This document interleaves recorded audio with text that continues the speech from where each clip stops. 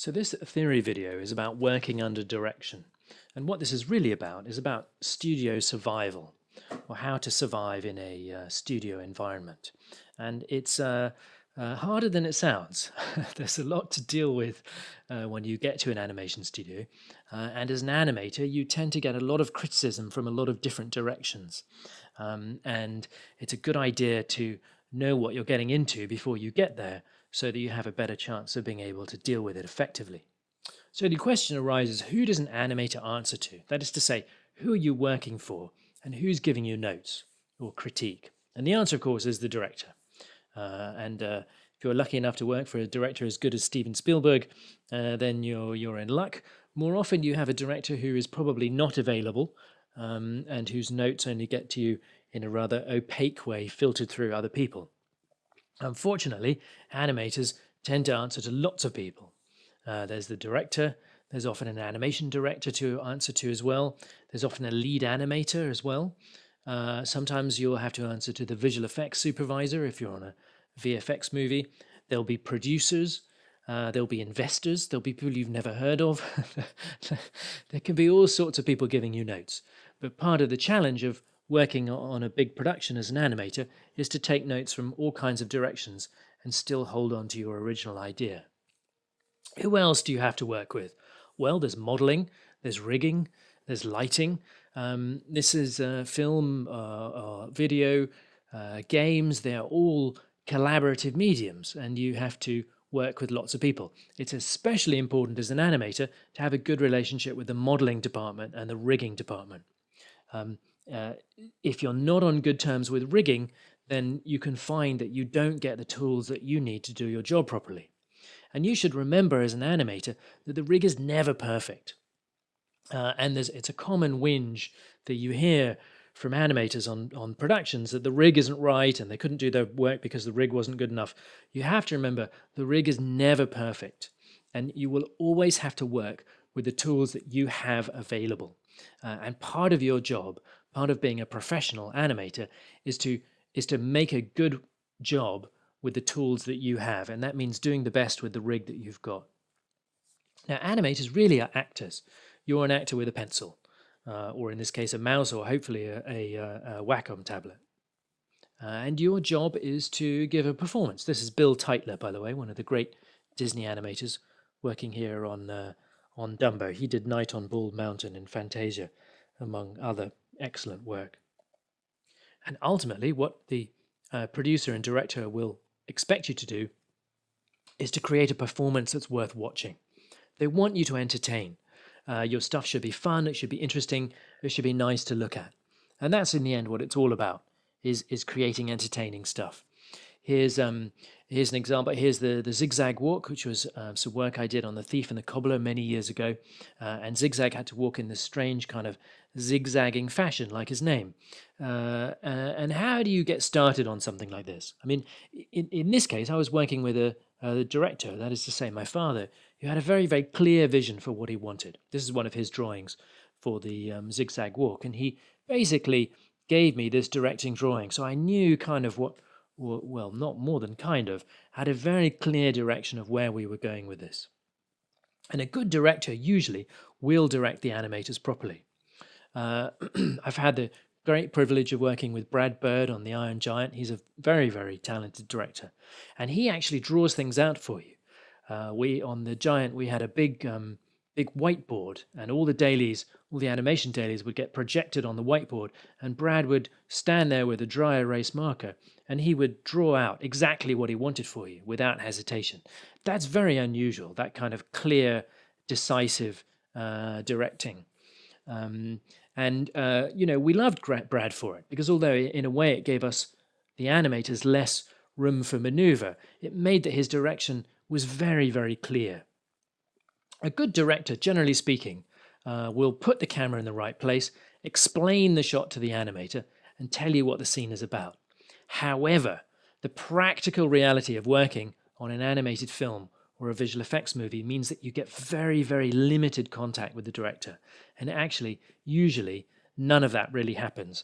And usually you only really get direction when you show your shot to the director, and then they say, well, actually, what I really wanted all along was something different.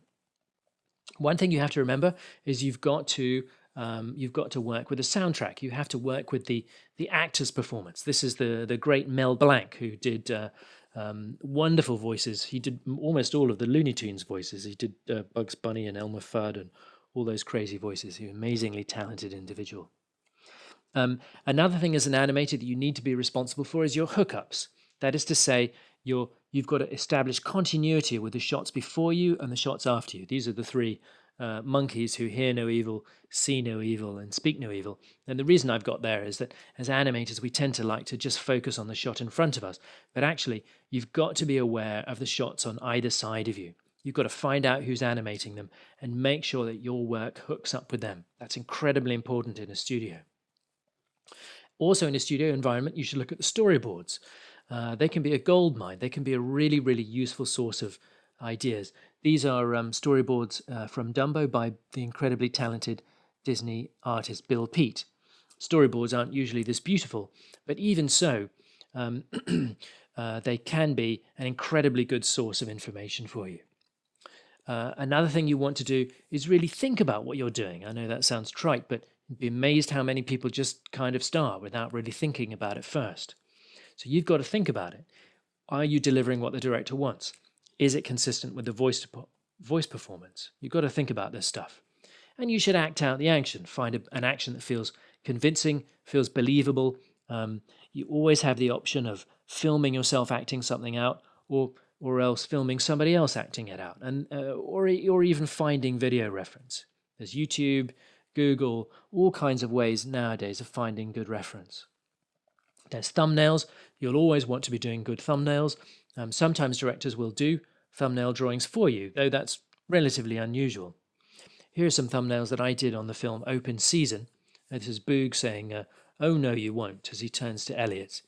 And actually, in this case, I was lucky because the director, Tony Stackey, who didn't like the way my shot was coming out, actually ended up doing some very, very clear thumbnails for me.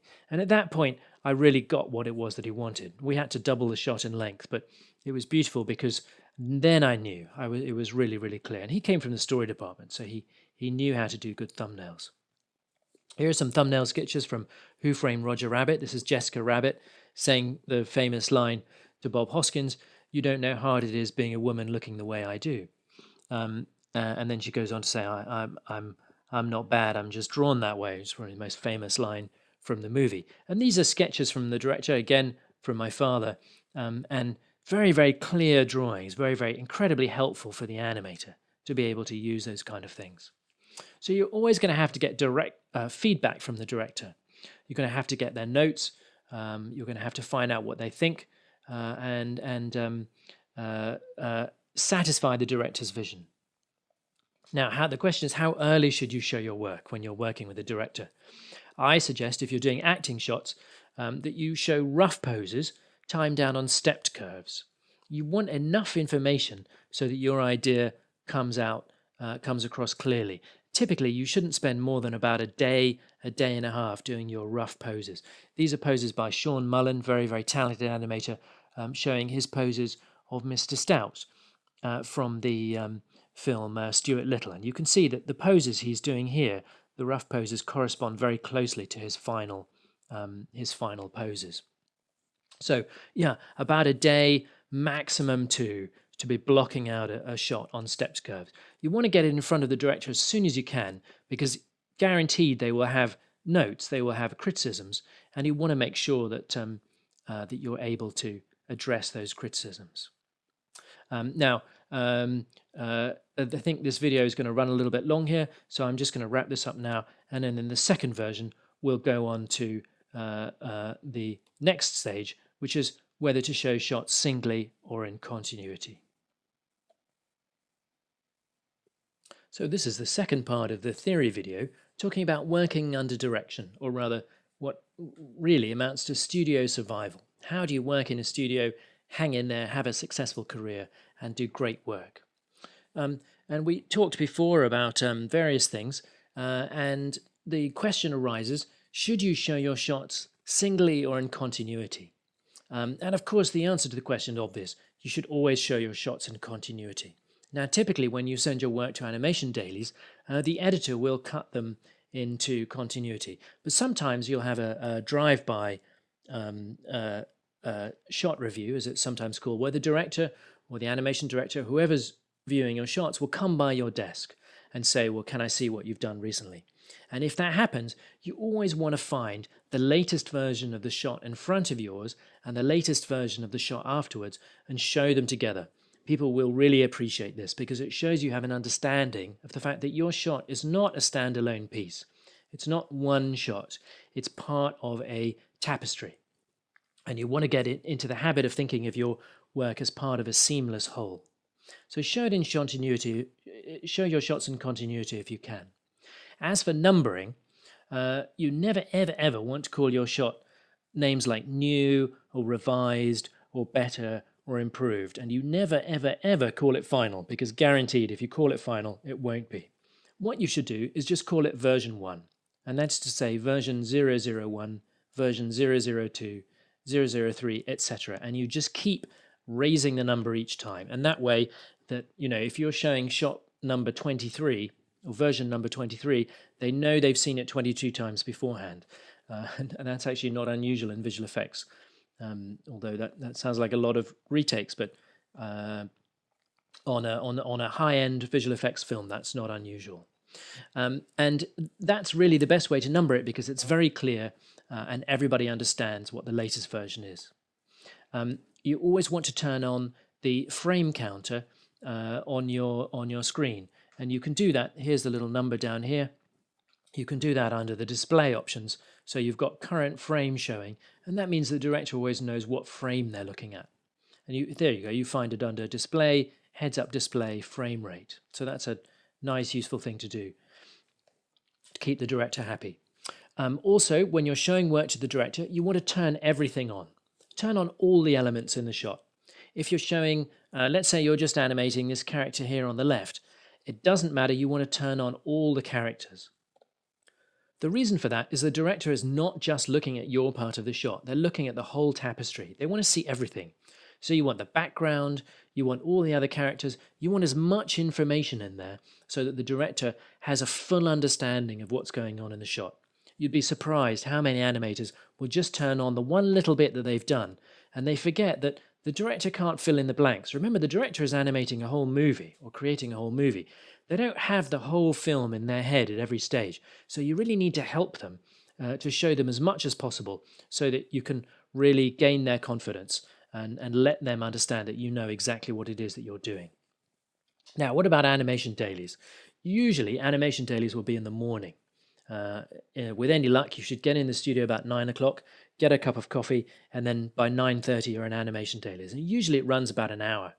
And it sounds like a waste of time, but it's incredibly useful to be watching not just your work on the screen, but also other people's work. Dailies etiquette. It's incredibly important that you speak up.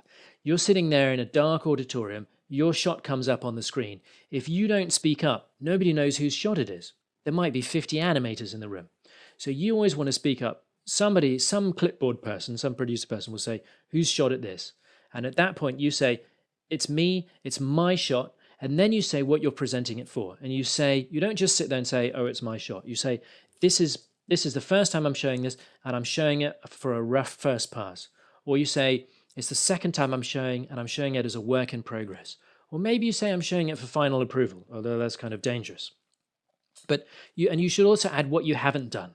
So let's say you're animating a dragon, but you haven't yet got around to doing the overlapping action on the tail. Say so. Tell the director, I haven't yet touched the tail, I have done the wings, but I haven't done the legs, or whatever, because otherwise the director doesn't understand, doesn't necessarily know what it is that you have done and haven't done. If the director gives you notes, make sure you acknowledge them. Don't just sit there silently. If the director says, I think you need to make the action bigger, say something like, yeah, great, I'll do that, or I get it, or okay, fine. Make sure that the director understands that you're taking notes. And you should also actually just be taking notes, literally writing notes down on a notepad. Also, be specific.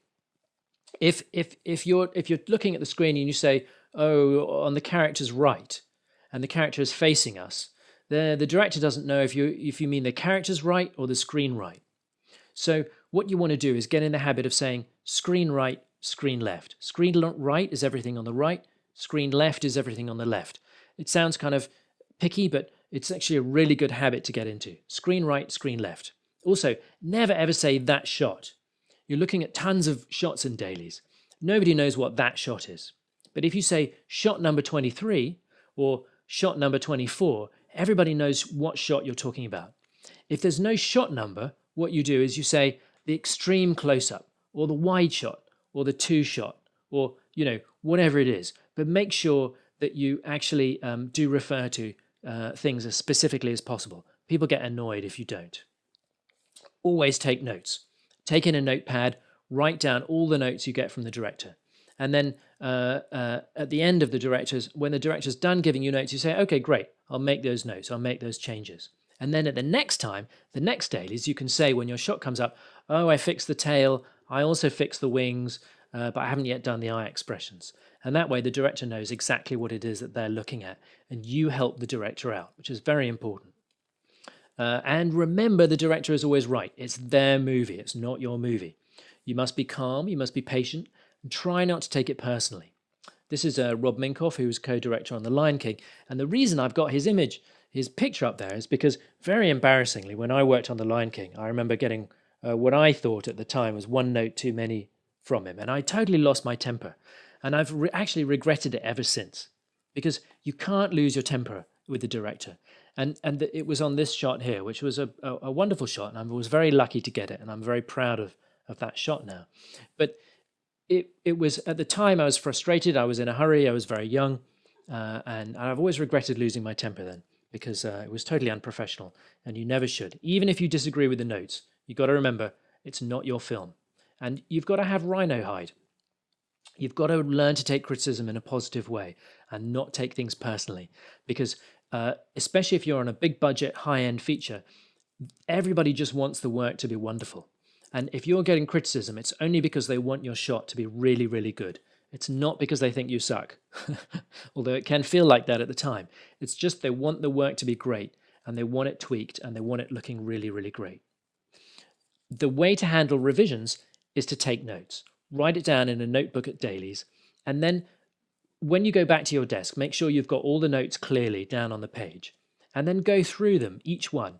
Apply the easy ones first, test your shot, make the adjustment, make a play blast, save your work, cross the note off on your notebook. Go through all the notes, note by note, save the last ones, the hard ones to the end. You might find that when you fix the easy ones, that the hard ones will fix themselves. And the most important thing is, don't start over. Sometimes animators will get depressed at dailies and they'll come back to their desks and think, oh no, I'm just going to start again. Don't throw the baby out with the bathwater. You want to remember that an animator's work is always a work in progress. You're always heading towards a destination, and you may never get to that 100% perfect shot, but you'll probably get most of the way there. And the director is there, and everybody else is there to help you make your shot better. You've also got to remember the directors are not always animators, and that means that sometimes you will get notes from directors that don't make a lot of sense. They may know what's wrong, but they may not know how to solve it. And what that means is you've got to go and find other people to help you when that happens. And if your shot keeps on not getting approved, sometimes you can get in a kind of feedback loop where you're just getting the red light and you're just not able to get stuff approved. That happens to everyone. What you do then is you go and find an animator whose judgment you trust, and you get them to help you out. And often, someone coming with a fresh eye can see problems that you can't. Everyone, after a while, will get blind to their own work. You just can't see the mistakes. But other people will be able to help you. Which brings us to the next question. What if there is more than one director? And this is a multi-headed hydra I've got going on over here. And that's where we came in at the beginning of the lecture, which is all the people you have to answer to. Sometimes you're going to get notes from the director, from the animation director, from the visual effects supervisor. There will be often a lot of people giving you notes. And that is a challenge, but you just have to take it. You have to try and please everyone, and it's a difficult thing to do. And somehow or other, you've got to hold on to your original idea, because when you started the shot, you had an original idea for that shot, but you've got to try and hold on to that idea, and yet at the same time be prepared to take on board other people's notes. And directors really like animators who help solve problems. This is an example taken from Who Framed Roger Rabbit, where they had a problem that Bob Hoskins was unusually, because Hoskins was very, very talented. This is taken from the Animator's survival kit, by the way. Hoskins was looking at a brick wall. The rabbit is supposed to be down here, but if the animator draws the rabbit down here, then Hoskins won't be looking at the rabbit. This is a problem. Now, the animator who was doing this shot was Simon Wells, who I actually worked for on Who Framed Roger Rabbit. He's a very bright guy, and he's an amazing problem solver. And so what Simon came up with was to have the rabbit stand on his tiptoes. Now, there was no reason in that shot why the rabbit needed to stand on his tiptoes, but it meant that Hoskins was looking at the rabbit, and that solved the problem of the shot. And that's exactly what directors want. Directors want an animator who is a problem solver, who helps them solve problems. The secret to success in dailies, in animation dailies, is only show your work when you're confident in what you've done. If you're not confident in it, don't show it. Make sure that you're confident. If you have to stay late to get it to that point, stay late. You've got to make a positive statement. You've got to be certain that your work is working. And you'll find directors like approving shots when they've got confidence in you. If they're confident in the animator, you'll get your work approved faster.